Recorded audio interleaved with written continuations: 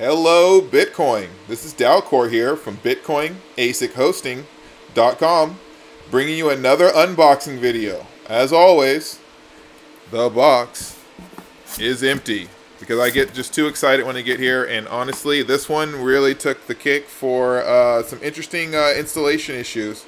But without further ado, we have now the Dragon T1 Miner. This is one of the newer ASIC miners coming out of China. It looks like some sort of a clone using someone else's chips, and we have one running.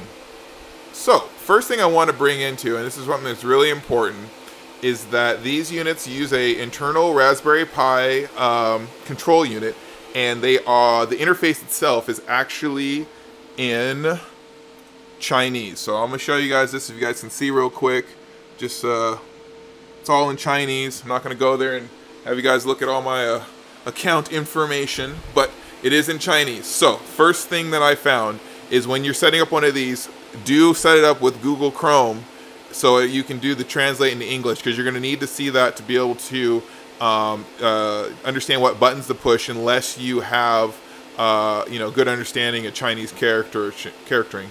So that's the first thing. So this is supposed to be a let's see, it's running at 1 terahash right now. You can kind of see, I'll show you the little screen. I'm sorry about the error, but here you go. You can see what we got going on here, and let's see if we can kind of get it zoomed in. Yeah, it's kind of micro.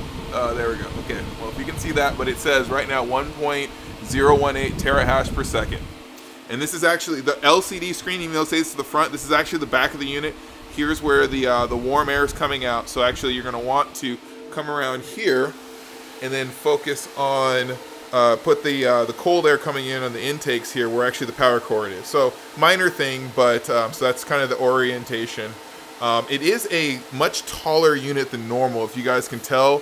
This is not quite 8U, but it seems like it's maybe 6 or 7U. So it's a very non-standard case.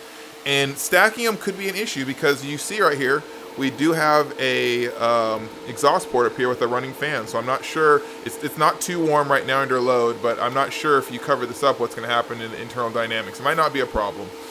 There is a warranty sticker right here, sealed up, and you got 3 fans in the back, and let's see, we got three fans in the front, none in the back, and then the LCD screen.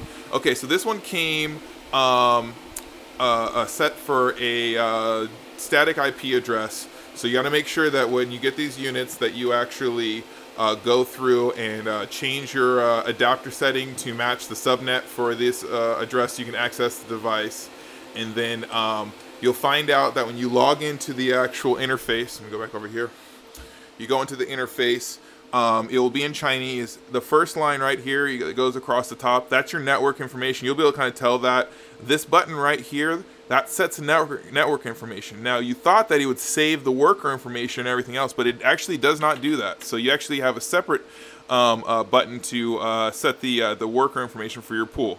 So then what you do is you set your information here and then put it on whatever your network so you can get back to it. And then what happens is then it will reboot over here, and then to confirm the change, you'll see the new IP address right across here. So this is how you confirm. But you'll have no mining information, but just temperature information. So that's how you know you have network information, but you do not have mining action going on. Next thing is under here you're going to have the pool, your worker, and password.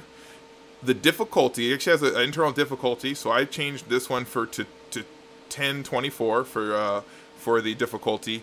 And then right here is where you have to translate. Basically, I'm not actually sure how it works, but this is what I did. I basically put the pool information in here. I hit this button, and it says start and close. I just hit it at close, and then basically literally turned off the machine. And this one says power automatically. I set it to that, and then saved it.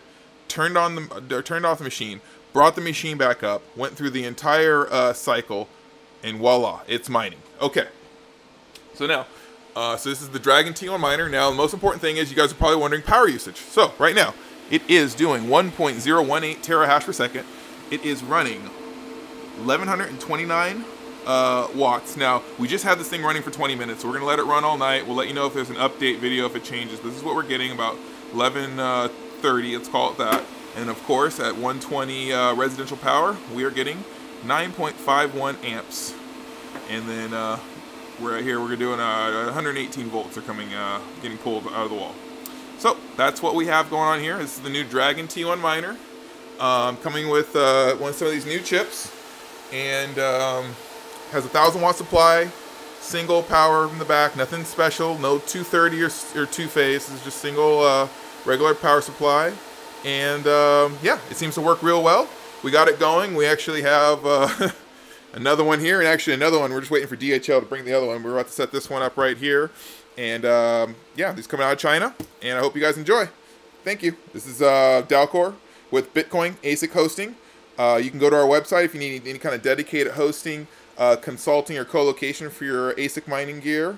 And you can either go to our website at bitcoinasichosting.com, or you can email us directly at hosting@bitcoinasichosting.com. Again, this is Dalcor.